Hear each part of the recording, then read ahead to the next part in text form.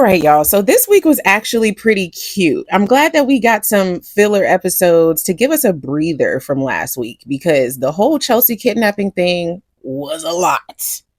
So I'm glad they had some fun this week. Let's talk. This is the first episode of this past week where Danny and Andre end up in Vegas completely wasted with a whole different agenda. Okay. They got there and their whole plan was they were going to go to this Vegas spot. They were going to take a photo and act like they got married just to like mess with some people back in Fairmont Crest.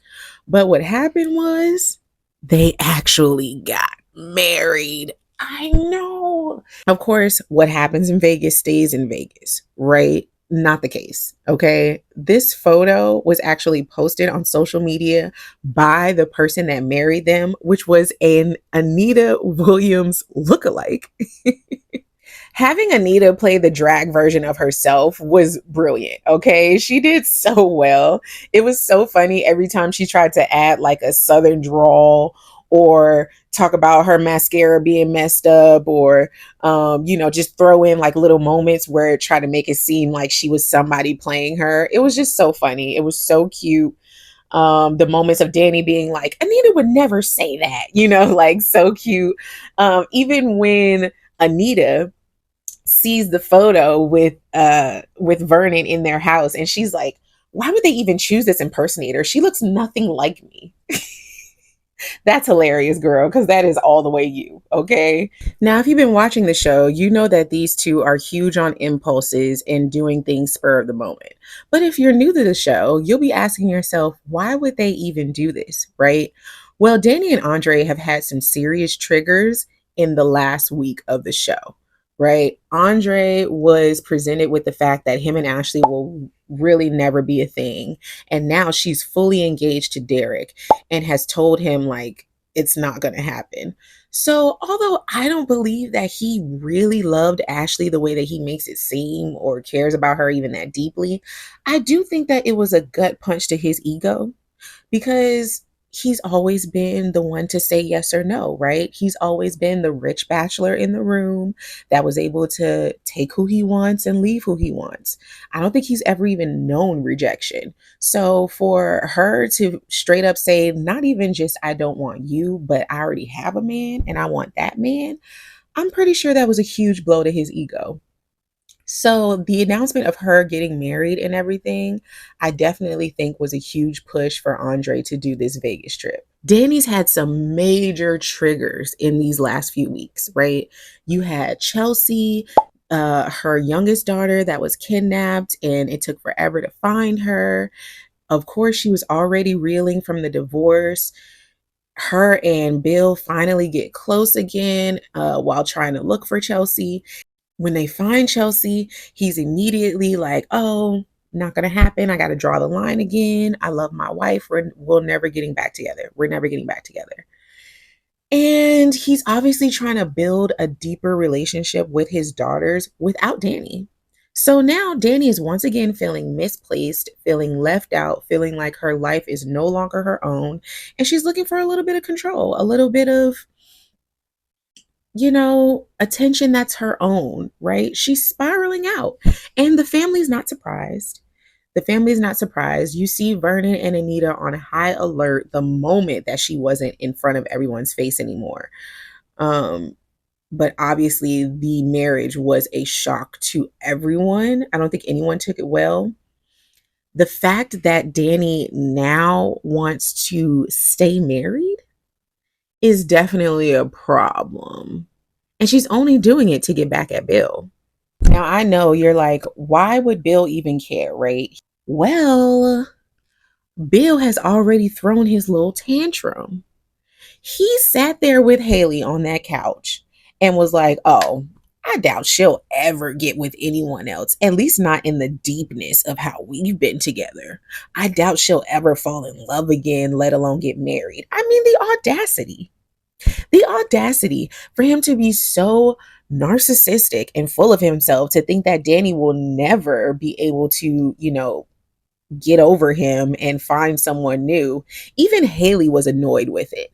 And I'm not, y'all know I'm not cool with Haley.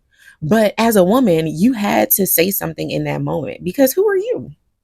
Y'all saw his chest poke out and them eyes get real tight when he found out that she was married to Andre. Haley was quick to say, oh, well, look, her and Andre are married. They got eloped in Las Vegas. How amazing is that? I'm so happy for her. I'm so happy that she did find somebody and she's actually in love and she's married. Now we can all move on. Bill wasn't for it. Bill was not for it. As a matter of fact, he took himself straight to Danny's house, talking about, oh, I only care about how our daughters are going to react. Your grown daughters? Your grown daughters? How they're going to react, sir? You only care because you thought you was going to have Danny sitting in that corner crying over you for the rest of her life. Bill, please. Sit your butt down and go chill with your wife that you chose, right? You had no problem drawing the line in the sand, but now that Danny has an actual husband, okay, a little bit of competition. Now you got something to say, please keep it. Now, unfortunately, Bill's attempt to reprimand Danny has fully backfired because now her fire is set. She's like, oh my God, he's jealous. He feels some type of way. I can't go through with this annulment anymore. Now she's asking Andre to stay married. Oh, this is not going to be good for anyone. This is not going to be good for anyone, especially Andre. Andre is really the one that's getting the short end of the stick here. He was already grilled by the Grands and Nicole. And Nicole, calm down, okay? The fact that she's over here lashing out at Andre to the point where he can't even call her auntie, he's like, oh, she's like, you can't call me auntie when you're married to my sister. Fair. But y'all aren't even blood, so calm down, okay? And we all know why you really mad, Nicole. Nicole is really mad because she even said it. Like when he left, she said it to Anita. She was like, wow, well, at least Andre has all of this nobleness and really cares about Danny enough to actually take up for her and to have accountability about this whole wedding. That's more than my ex-husband. Because she's right. She's right. Ted definitely walked himself into the Dupree's house and made it seem like he was doing everything he could to get his family back, to get back in their good graces, and then went back and slept with Leslie the same night. It's not giving loyalty. It's not giving devotion. It's giving dummy. Right? And Nicole was straight up mad. So yeah, she took her frustrations out on Andre, and that was messed up. I'm gonna need her to apologize to him for real because she came in way too hot for what happened. And I'm pretty sure once Ted finds out, he's going to have quite a few opinions himself, okay? Because Mr. Divorce is very much giving Misery Loves Company. Well, I'm wearing black, and that is because we are in mourning as a show. We're in mourning because rest in peace to Dr. Doug McBride. Doug has been in a downfall from the very beginning, okay? When we met Doug, he was a prestigious surgeon with a gambling problem, a bad gambling problem, to the point that we found out that he was actually about $250,000 in debt, probably more now, with Joey, who is the owner of the casino that he was gambling in, right? So already conflict. He goes to collect the money from Doug. Doug don't have the money, obviously. Then he gets messed up at the hospital with his hand. So Joey comes up with the idea to create a money laundering process with Vanessa through her real estate company in order to save Doug, right? She goes along with it while also going along with their affair. Yes, Vanessa and Joey have been bed partners for weeks now, okay? For a while. He was gambling, she was cheating. They thought that they were doing the same things, right? Once everything was out in the open, Doug begged Vanessa, like, girl, I will stop gambling if you stop messing with Joey. And she couldn't do it. She has been deep in with that man ever since she was able to taste the Kool-Aid, right? She tasted a little bit of the bad boy life and she was like, oh yeah, I want this. I want this. Doug's brilliant response to getting Vanessa away from Joey and Joey out of their lives completely was to confide in Bill and tell Bill that he was going to build a case against Joey. Doug told Bill everything about their whole relationship, their process, everything.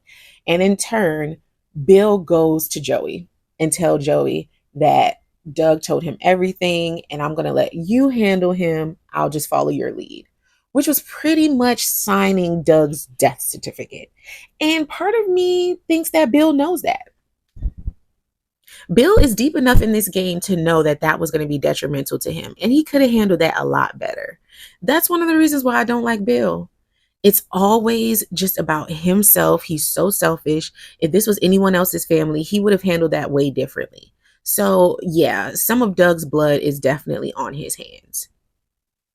Now, Joey was the one that put all of this together. He took Vanessa on a quick little vacation to Mexico. They're in there living it up while Doug goes to a private gambling session at his casino, of course. And while he's there, guess who comes up? Dirty, slimy, grimy Officer Malone. Right. We all know that he's been doing dirty work forever for Joey, right?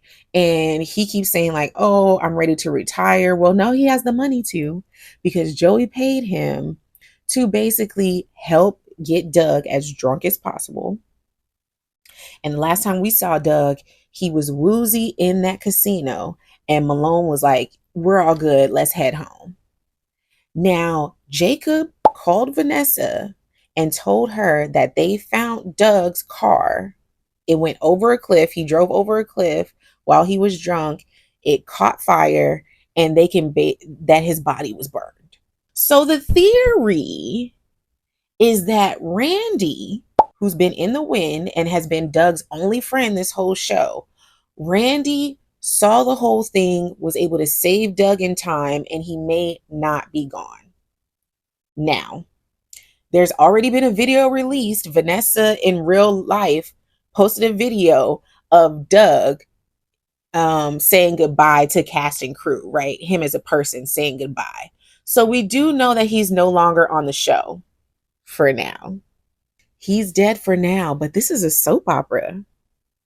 This is a soap opera. Lest we forget. I mean, if you've watched any other soap operas, Young and the Restless, Bold and Beautiful, General Hospital, All My Children, there's always a storyline of somebody that's died and come back.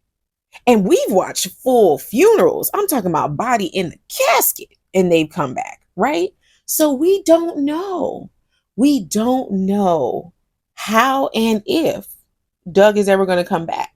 Now, in the post credits, in the what's coming up next week of Beyond the Gates, we do see one of their sons, one of their children introduced, right? Because Vanessa and Doug have a set of twins. We've never met them. I do believe that it's fraternal twins because I think that there's a boy and a girl. But the boy is now going to be introduced next week, and he's going to confront Joey about Doug's death. So that's going to be really interesting. And now that their son is in town and he's like, I want real answers, we're going to see the unraveling of Vanessa very much so, right? Because she's going to have to, this lie that her and Joey have created is going to snowball tremendously, right? And you already heard Officer Malone when he was talking to Joey, and Joey said, oh, you can't run town. You can't skip town because we don't know what developments are going to happen with this case. Joey's already told Malone that. Jacob already told Malone that he still feels some type of way about this. And we know how Jacob is about his gut. He's not going to let that go. Malone is not above accusing Vanessa of setting Doug up, right? He already said to Joey, like, oh, didn't the widow have her problems and things? there's a lot of fingers to be pointed, right? So, in that process of them trying to eliminate what may and may not have happened to Doug, it's going to get sticky. This mess is still a mess. Nicole obviously still loves Ted. She lashes out every time she thinks about it. She went in on Andre when she found out that Andre got married to Danny because she wanted to go in on Ted. She is just really upset about all of this, and she's justified, in my opinion, right? She's definitely been through it. And the moment she thought that there was a ray of hope for her and Ted, she finds out that he slept with her again in real time, like within the last few days. Crazy, right? Like, way to go to mess up your marriage, Ted. But also, Leslie ain't giving up. Leslie ain't giving up, all right? He definitely gave her her walking papers when they were in that bed together. He told her he only wants his wife. This was a mistake that'll never happen again. But did she hear any of it? No. Her response is she's still buying the house across the street from the Duprees. And now everybody knows that she's about to tear it down and revamp it into some tackiness, because whatever. She bought the condo that she was living in and put it in Eva's name, which was actually pretty noble. I didn't see that coming from her. Okay. She hasn't looked out for Eva at all in any of this. So I'm still side eyeing her with that, right? And that's really to take care of Peaches, because she also rented an apartment in that same building for Peaches and told her that she needs to live there and help herself get better and get to know Eva while she's there. So, yeah, she's now giving Eva tasks to kind of take care of Peaches, but she gave her this condo in her name. Hopefully, that's the end of the strings, right? Because Eva deserves some real support from her at the very least. But yeah, she did that so that she can move into Eva's hotel room, so that she could be closer to Ted. Like, it all comes back to Ted. And my question is, what's so great about Ted? What's so great about him? Even the moment that June had when they're having conversations about, just life and things and wedding rings, and she's got little stars in her eyes for him. Why? I'm here for her having a love interest, but absolutely not Ted. Having Peaches back on screen means that we're about to dive into Leslie's background again. And finally, because we still have those lingering questions, right? First of all, who is Leslie's real father? It's not Vernon, okay? I'm still standing on it being Dante, who is the former manager of the Articulates, who has not been cast yet. So we can't put a face to a name yet. But that's got to be coming up, right? With Peaches being around. Since Leslie is putting Peaches up in this apartment complex, that means that she's going to stay close to Fairmont Crest, right? So she's going to be in the mix. So she's going to be seen more. So that also goes to the theory of, is Peaches Barbara? Because it's floating out there that Peaches may be Barbara, just in hiding, and Peaches is actually like her pseudo name or whatever. I don't think so. Only because we've seen photos of Barbara already from the memorial that they did at the tour. So I don't think that Peaches is Barbara, but I do think that there's a lot more information that we need to learn about Peaches and Barbara's relationship, right? Because there's too much there that we don't know about. Even the fact that Peaches was the one that Barbara chose to take care of Leslie. Why? Were they really that close? And if they were that close, why wasn't Peaches one of the Articulates? Can she just not sing? Was that really just something that she just never wanted to do? Or were they never really that close? Was Barbara living a double life to the point where she didn't want to tell Peaches what was really going on with the Articulates? And now that goes even deeper into the Articulates' relationship with Barbara, because now also there's a theory that Vernon is Leslie's father, based on the fact that he was sleeping with Barbara before he was sleeping with Anita. So if that's the case, what will his reaction be when he meets Peaches? Do they already know each other? Have they been in cahoots this whole time? Did he know about Leslie because he knew Peaches before any of this? So many questions. So many questions. But hopefully we get some answers now that Peaches is going to be in the ether a lot more. And I think we need to keep an eye on her even when it comes to this illness, right? Because it's real convenient that she got sick when she found out about Barbara's trust fund that goes to Leslie. So we'll see how this plays out. Unfortunately, Smitty and Martin do not seem to be getting better. If anything, they're getting a bit worse. Smitty is definitely popping off every chance he gets, and I think Martin's getting a little restless about it.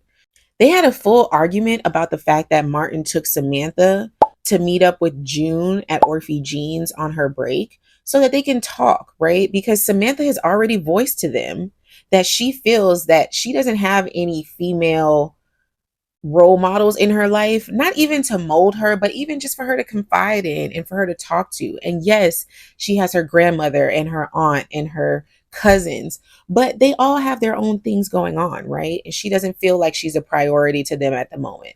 So she wants to speak to her mother, which she has every right to. And it makes perfect sense that she would want to talk to her birth mother about boys, about how she felt at her age. What was her situations when it comes to dealing with men and relationships and sex and feelings and all of those things, right? And that relationship can only grow and blossom if they let it. And they really have no choice because Samantha is gung ho on talking to June. The fact that Smitty went ham on Martin for taking Samantha to talk to June was just too much. Because one, I do feel like he would have done the same thing. If Samantha would have came to him and said, "Look, I really want to talk to my mom. Pop is doing too much. Can you please take me and not tell him?" Smitty would have did the same thing and defended her when Martin got mad. So one, stop it. But two, you're still painting Martin to be this lying monster that he's not. Everything that he's done has been to protect you and those kids. So for you to make it seem like like Martin would put Samantha in harm's way in any way is insane. It's doing too much, Smitty. Like either you're going to forgive the man or divorce him. Cuz at this point, we're all tired, including Martin. I know he's over it.